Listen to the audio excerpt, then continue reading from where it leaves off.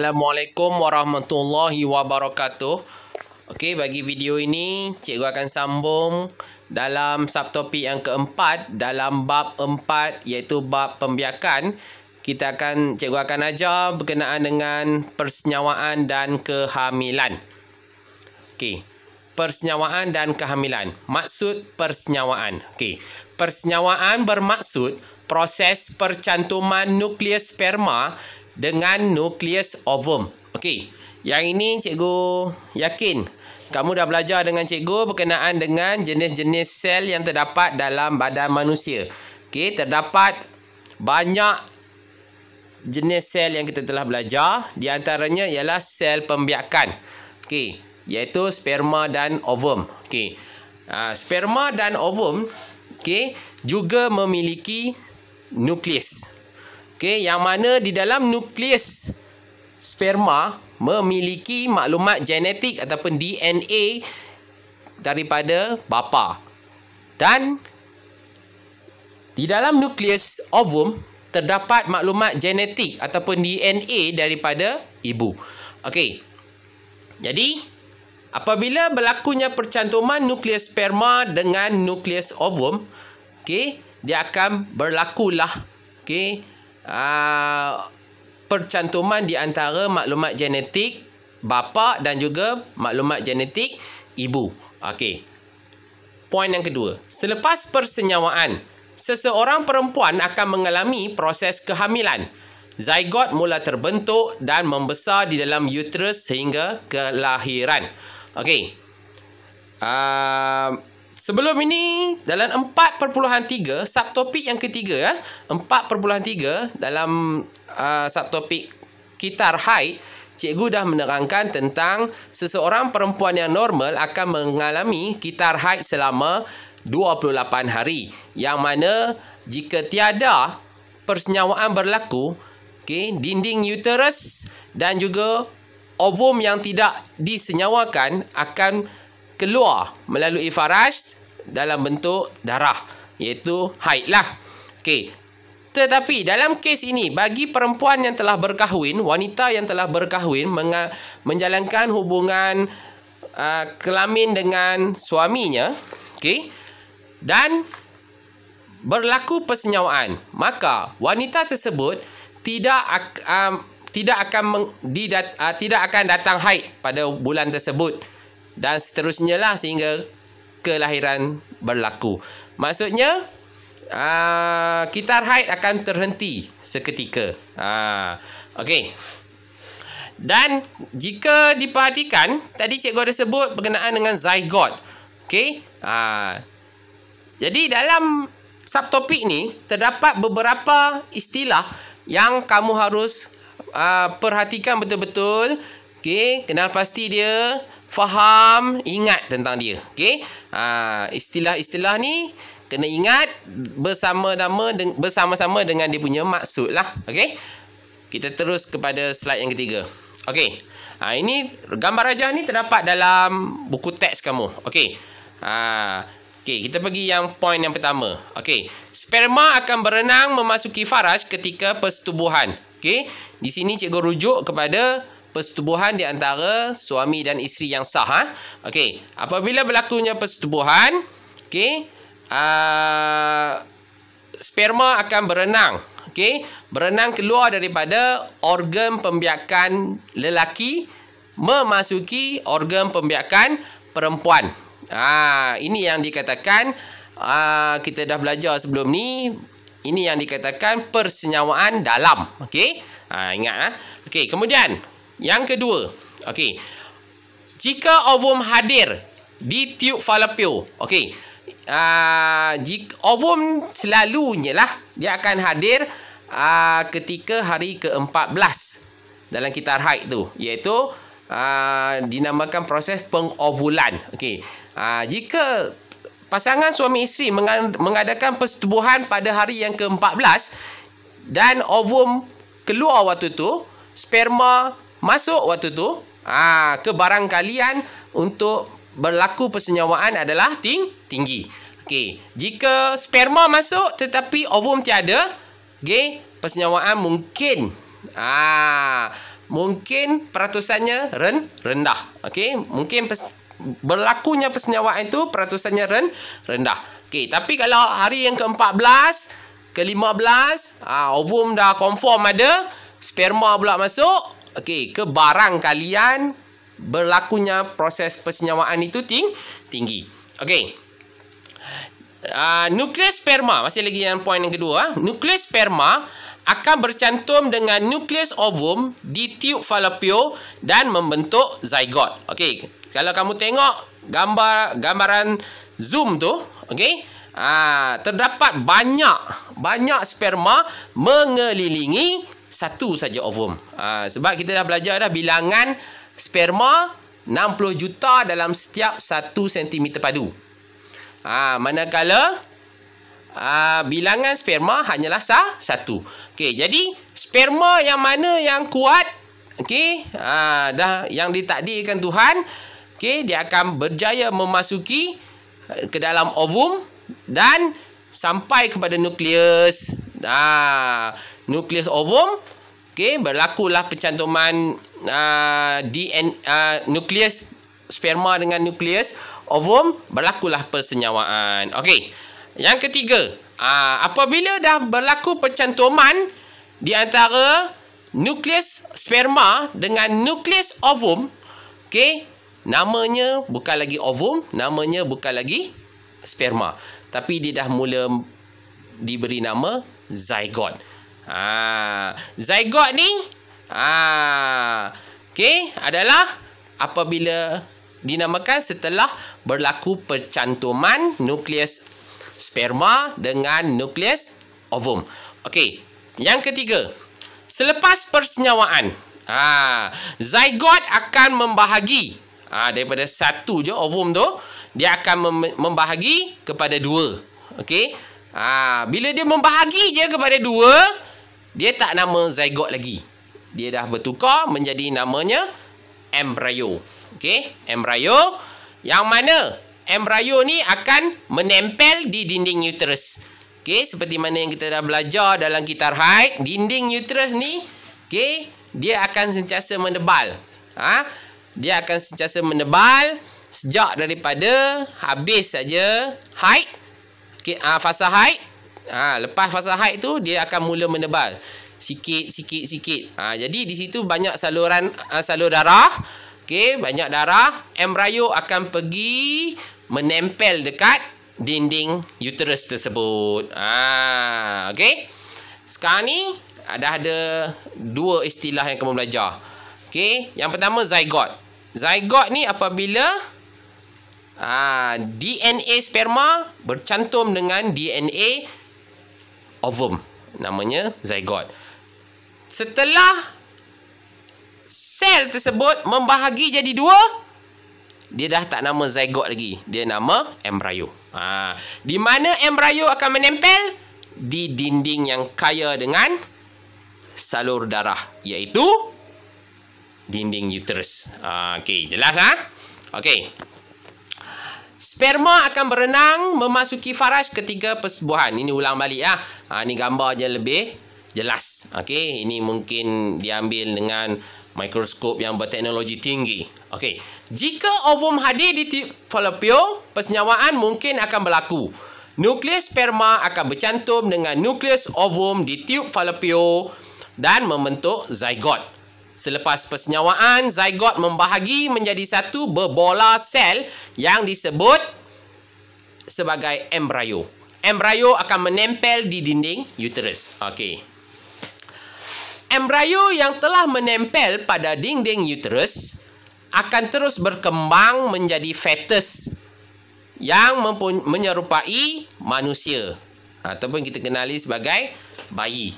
Okey. Sekejap lagi kita tengok macam mana, bila dinamakan fetus. Okey, proses ini dinamakan kehamilan. Proses perkembangan zygote kepada embrio, embrio kepada fetus. Okey, di dalam uterus perempuan yang hamil dinamakan kehamilan. Dan secara puratanya, normalnya Proses ini berlaku kira-kira selama 38 minggu.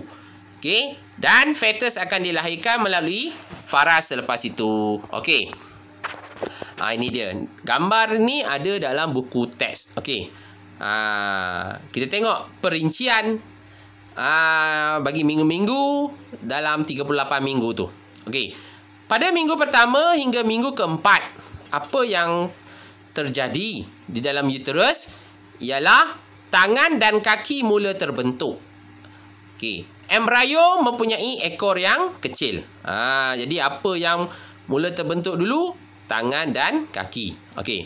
Pada minggu ke-7 hingga minggu ke-9, okey, hidung, telinga dan jari akan mula kelihatan. Okey. Pada minggu ke-10 hingga ke minggu ke-19, embrio akan kelihatan seperti bayi. Okey. Dan embrio kini dipanggil sebagai fetus. Ingat, bila dia kenal, bilakah orang kata apa? Dikenali sebagai fetus apabila embrio mula kelihatan seperti bayi. Dah cukup sifat dah tu, baru dinamakan fetus. Kalau belum cukup sifat lagi, tak nampak lagi macam bayi, dia nama embrio. Okey, boleh dapat Okey. Pada minggu ke-20 hingga ke minggu ke-37, fetus akan semakin kelihatan menyerupai bayi.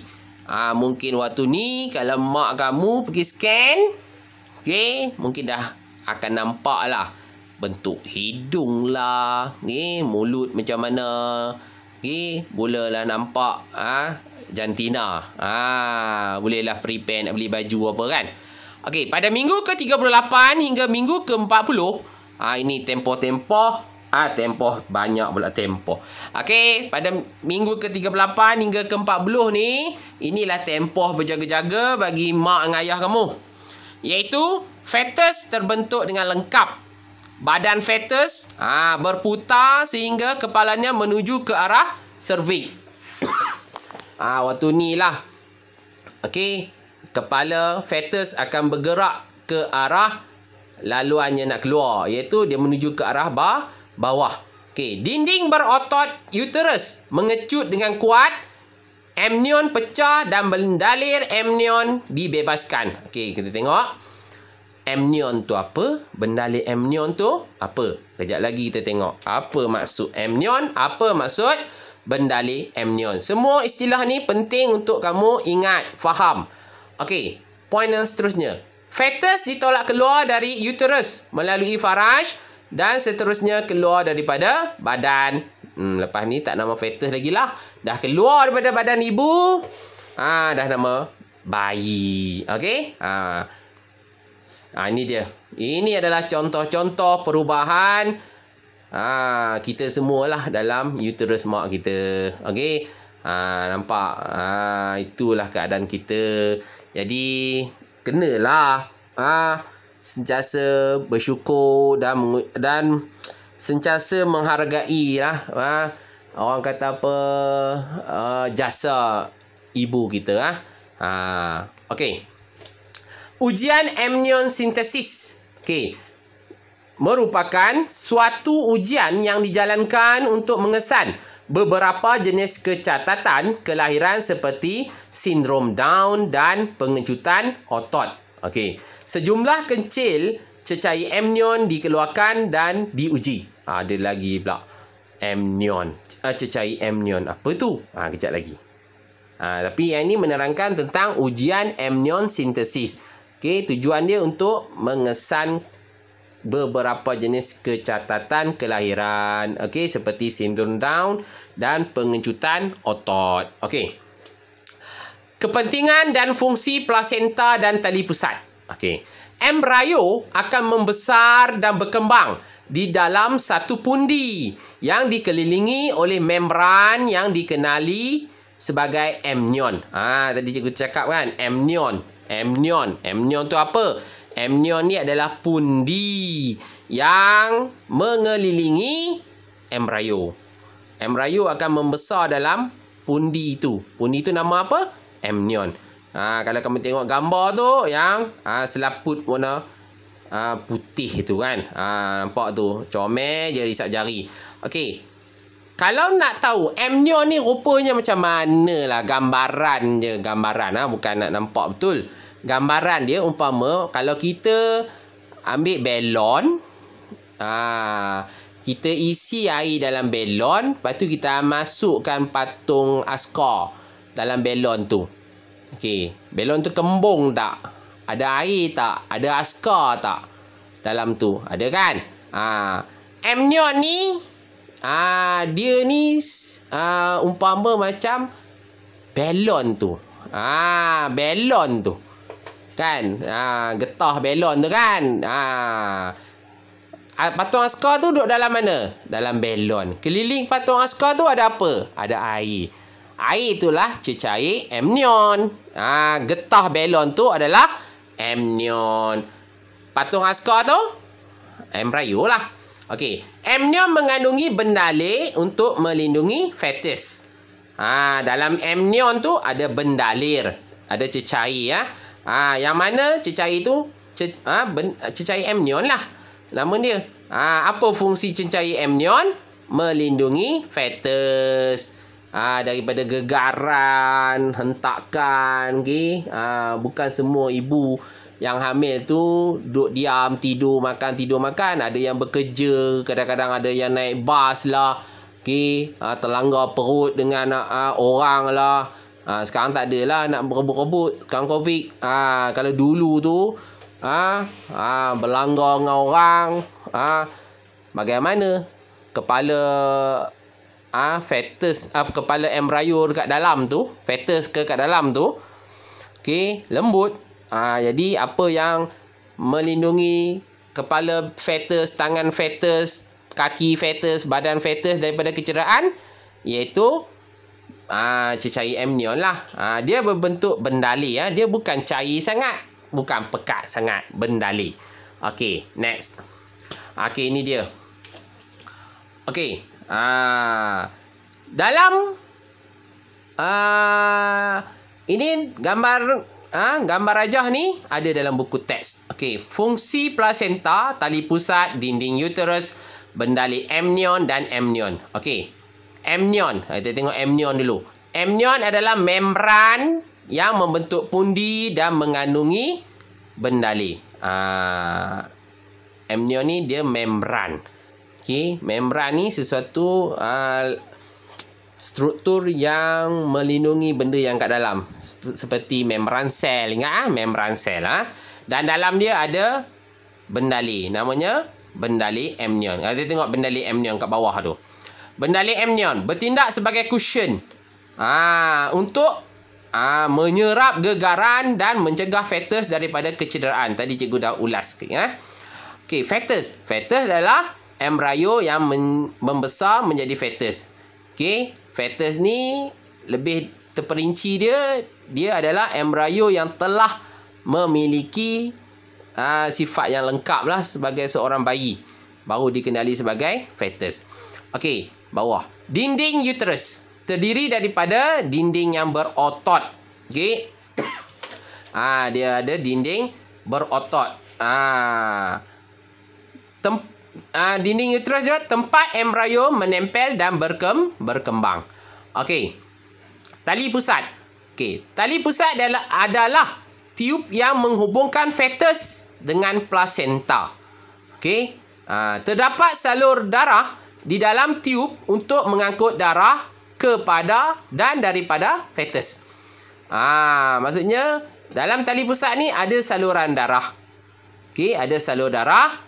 Okey, yang mana salur darah ni dia akan bertindak mengangkut darah daripada ibu kepada fetus, dan dia mengangkut darah daripada fetus kepada ibu. Okey. Dan last sekali, plasenta. Okey, plasenta terbentuk daripada tisu ibu dan tisu embryo. Okey. Plasenta adalah tempat pertukaran nutrien, oksigen, karbon dioksida dan bahan kumuh antara darah ibu dan juga darah fetus. Okey, cikgu rasa untuk 4.4 dah habis dah. Cikgu tekan sekali. Yang lepas ni kita masuk 4.5. Okey. Jadi itu saja. Assalamualaikum warahmatullahi wabarakatuh dan selamat sejahtera.